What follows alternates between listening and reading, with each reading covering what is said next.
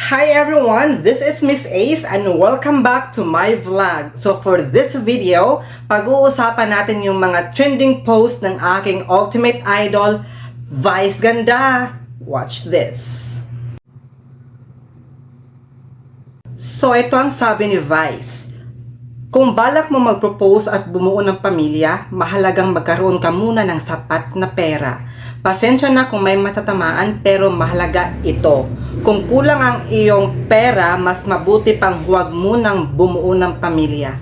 Kawawa naman lalo na kapag mag-aanak kayo at hindi nyo mabigyan ng maayos at sapat na pagkain. This sounds offensive according to others. Yes, it is offensive kapag makitid ang utak mo. Vice is just stating a fact, stating a practical thing, okay? Kung ikumpara nyo dati, years ago, ang mura ng bilihin dati, ang baba ng mga presyo dati, pwede kang magbuntis kahit hindi ka pumupunta sa mga health centers, diba? Kapag magsasaka ka, pwede kang bumuo ng pamilya. Kapag magsasaka ang pinagkikitaan mo, pwede kang magkaroon ng maraming anak kahit ilan ang gusto mo. Diba? Kasi nga napakamura ng bilihin dati. Kung magkasakit ang mga bata noon, kahit anong anik-anik lang ng albularyo, gumagaling na ang mga bata. Compare ngayon, first month pa lang ng pagbubuntis mo, gastos na hanggang sa mga naka, hanggang sa pagpapalaki ng iyong anak.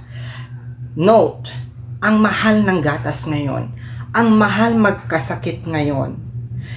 Kapag magkasakit yung anak mo, hindi pwedeng albularyo lang. Dapat pa-ospital talaga. Kapag mga anak ka, dati pwedeng hilot. Ngayon, bawal ang hilot. So, napakamahal magbuntis, napakamahal bumuo ng pamilya.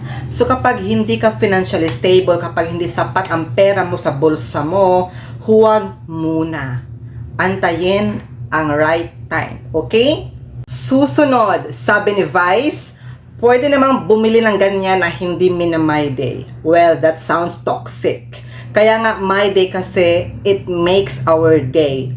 Pera nila yan, success nila yan, hanggat walang inaapakang tao, it's all good. Kung problema yan sa'yo, well, insecure ka sa success ng iba.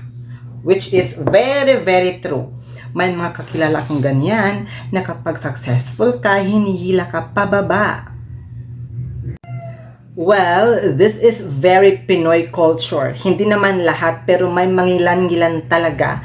Nung kapag successful ka, hinihila ka pababa. Kapag successful ka, hindi sila matutuwa para sa success mo. Diba?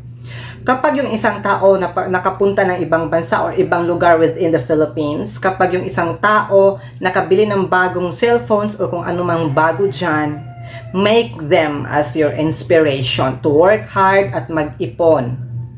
Kasi kapag nangungutya ka sa success ng iba, ang tawag doon, enggitera ka. Yun lang, bye-bye.